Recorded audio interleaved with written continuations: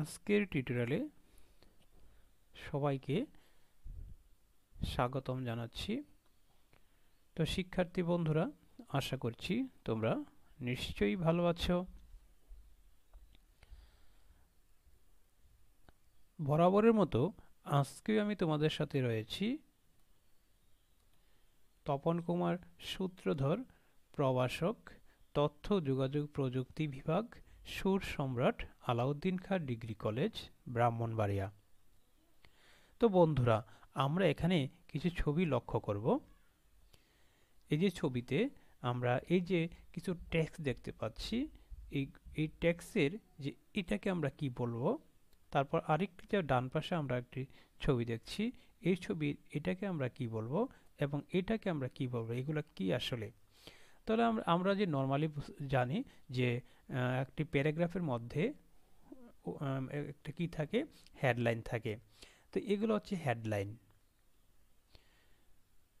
এই হেডলাইনগুলোকেই আসলে এইচটিএমএল ভাষায় হেডিং বলা হয়।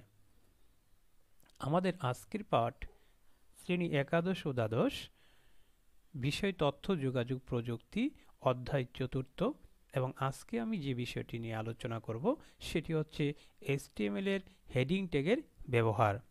চলো শুরু করা যাক। এই পাঠ শেষে শিক্ষার্থীরা তোমরা যে বিষয়টি জানতে পারবে তা হলো হেডিং কয়টি তা বলতে পারবে, কোন হেডিং দ্বারা লেখা সবচেয়ে বড় দেখায় এবং কোন লেখা দ্বারা সবচেয়ে ছোট দেখায় সেগুলো বলতে পারবে।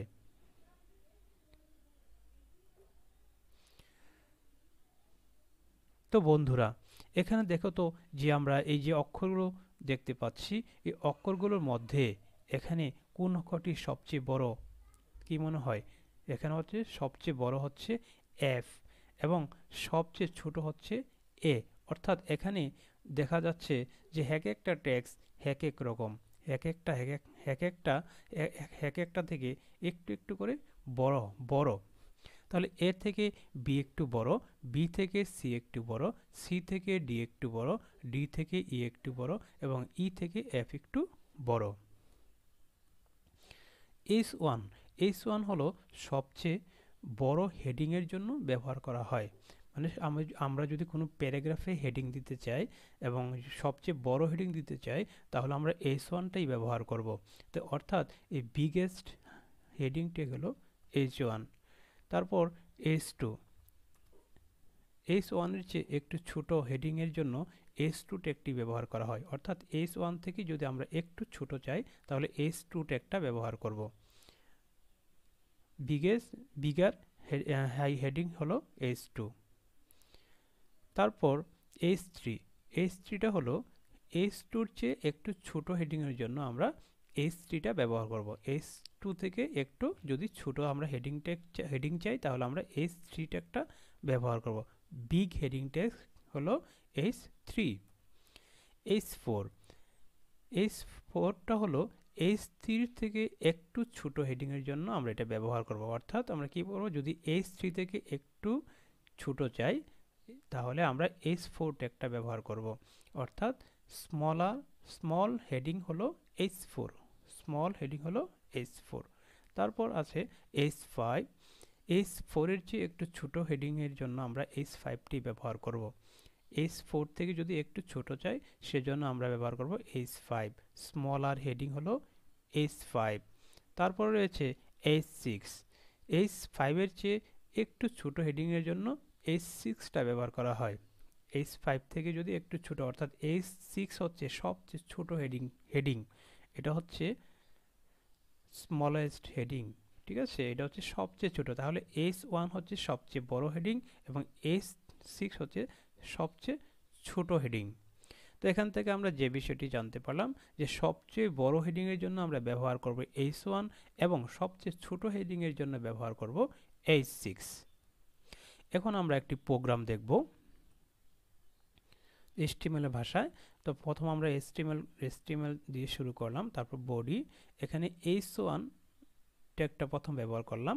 এইচ1 দিয়ে বোঝানো হলো যে সবচেয়ে বড় হেডিং, এস টু হচ্ছে এস টুটা হচ্ছে কি এস ওয়ান থেকে একটু ছোট, এবং এস থ্রির মধ্যে আমরা যেটা লিখলাম সেটা হবে এস টু থেকে একটু ছোট, এস ফোরটা হবে এস থ্রি থেকে একটু ছোট, এবং এস ফাইভটা হবে এস ফোর থেকে ছোট, এবং এস সিক্সটা হবে এস ফাইভ থেকে একটু ছোট।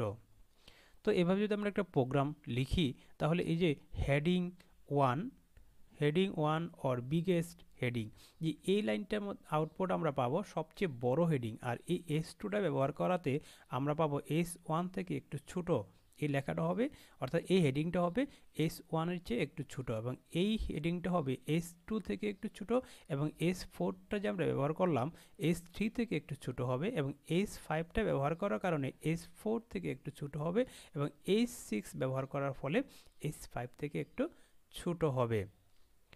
তো আমরা যদি এই এই ওয়েব পেজটি তৈরি করার পর আমরা যদি ওপেন করি তাহলে আমরা এরকম একটি আউটপুট দেখতে পাবো।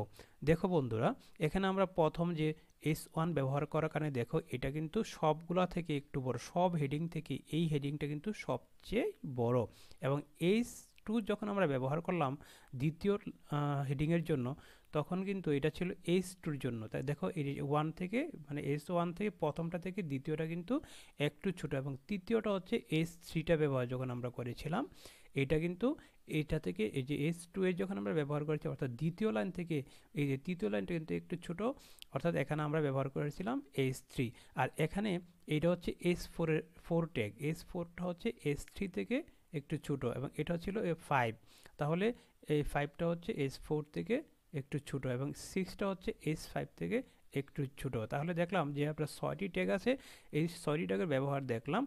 এখানে দেখতে পেলাম যে 6 নম্বর যে ট্যাগটি এস সিক্স এটা হচ্ছে সবচেয়ে ছোট। দেখো এখানে সিক্স যে ছিল সেটা সবার চেয়ে ছোট। ঠিক আছে, তো আজকের টিউটোরিয়ালটি এই পর্যন্তই। সবাইকে অসংখ্য ধন্যবাদ জানিয়ে এখানেই শেষ করছি।